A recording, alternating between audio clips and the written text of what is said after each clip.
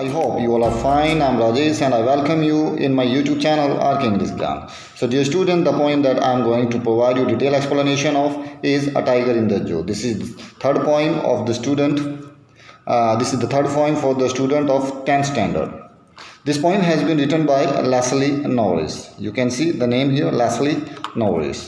So dear students, ये कविता जो है एक टाइगर के ऊपर है और एक्चुअली ये टाइगर सिर्फ यहाँ पे सिंबल है, जितने भी टाइगर्स हैं उनको दर्शाती है। ये हम सभी ने कभी ना कभी टाइगर्स को देखा है, लेकिन ज़्यादातर हम सब ने टाइगर्स को टीवी पे देखा है या किसी और माध्यम से। हम शायद ही हम में से किसी ने टाइगर को जंगल में कभी घूमते हुए देखा होगा। जब एक टाइगर, एक बाघ जंगल में घूमता है तो उसकी अपनी ही एक छवि होती है, उसका अपना ही एक ग्रेस होता है। तो इस कविता में लिखा भी है, जैसे देखिए पढ़ते हैं। The poem contrast a tiger in the zoo with the tiger in its natural habitat. ये कविता जो है एक टाइगर और जो एक टाइगर जो चिड़ियाघर में है उसमें एक अंतर करती है उस टाइगर से जो अपने प्राकृतिक निवास में रहता है। हैबिटेट का मतलब क्या होता है? निवास। द पोइम मूव्स फ्रॉम जू टू जंगल। कविता जो है चिड़ियाघर से जंगल की तरफ जाती है और फिर दोबारा से चिड़ियाघर की तरफ आती है। आइए हम इस कविता को पढ़ते हैं और देखते हैं कि एक जो बाघ है जो जंगल में रह रहा है वो कैसे रिएक्ट करता है और एक बाघ जो चिड़ियाघर में है वो कैसे रिएक्ट करता है। चिड़ियाघर में बाघ जो है पिंजरे में रहता है तो वो अपना पूरी जो ग्रेस है उसकी वो वहाँ पे नज़र नहीं आती है। चलिए। He stalks in his vivid stripes the few step of his cage on pads of velvet quiet in his quiet rage. He stalks का मतलब होता है चलना, धीरे धीरे कदमों से आगे चलना। ही स्टॉक्स इन हिज विविड क्या होता है? अलग अलग। स्ट्रिप्स यहाँ पे धारियों को कहा गया है क्योंकि बाघ की बॉडी के ऊपर बहुत धारियाँ होती हैं। वह अपनी अलग अलग धारियों के साथ चलता है कुछ कदम अपने पिंजरे में। केज यानी पिंजरा। On pads of velvet quite. Pads यानी उसके कदमों को, उसके जो पंजे हैं उनके नीचे जो एक वेलवेट यानी मखमली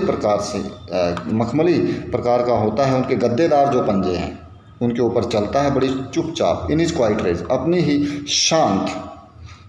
एक शान के साथ। अब दूसरे में अगर वो जंगल में होता तो क्या होता? He should be lurking in shadow sliding through long grass near the water hole where a plump deer pass. अगर वो जंगल में होता तो क्या होता? He should be lurking in shadow. उसे तो एक घात लगाते हुए होना चाहिए।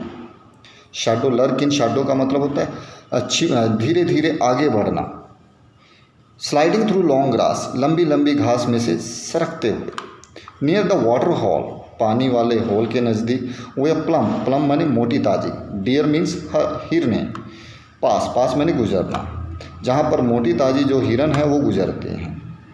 यानी ये तो जंगल में है। पहले स्टांजे में हमने देखा कि जंगल में एक बाघ है जो कुछ ही कदम चल पाता है और दूसरे स्टांजे में लिखा है कि अगर वो जंगल में होता तो वो इस तरह से है। लर्क मैंने घात लगाना। जैसे एक जंगली जानवर होता है और उसको शिकार करना होता है तो पहले घात लगाता है, अपने आप दबे कदमों से आगे बढ़ता है। चलिए थर्ड स्टांजा देख लेते हैं। ही should B snarling around houses. उसे तो घरों के चारों तरफ गुर्राते हुए होना चाहिए। At the jungle's edge. यहाँ जंगल जेज का मतलब जंगल के किनारे पर। उन घरों के चारों तरफ गुर्राते हुए होना चाहिए जो जंगल के किनारे पर हैं। Bearing his white fangs. अपने जो सफ़ेद दांत हैं। फैंक्स उन दांतों को कहा गया है जो जानवर के मुंह में होते हैं दोनों किनारों पर। जैसे सांप, एक स्नेक होता है तो उसके भी फैंक्स होते हैं। एक टाइगर होता है उसके जो बड़े बड़े जो दो दांत होते हैं उनको फैंक्स कहा गया। बेयरिंग हिज वाइट फैंक्स, अपने दांतों को दिखाते हुए। बेयर होता है किसी चीज़ को किसी चीज़ से हीन कर देना, जैसे बेयर फुट यानी नंगे पाँव। इसी तरह यानी उसने अपने जब दांत वो दिखाता तो उनको एक तरह से हटा देता। अपना मुंह जब खोलता है तो वो दांत नज़र आने लगते हैं। Bearing his white fangs his clause, अपने पंजे और दांत दिखाते हुए। Terrorising the village. टेरराइज का मतलब होता है डरा देना, आतंकित कर देना, गांव वालों को आतंकित करते हुए। दोबारा देख लेते हैं।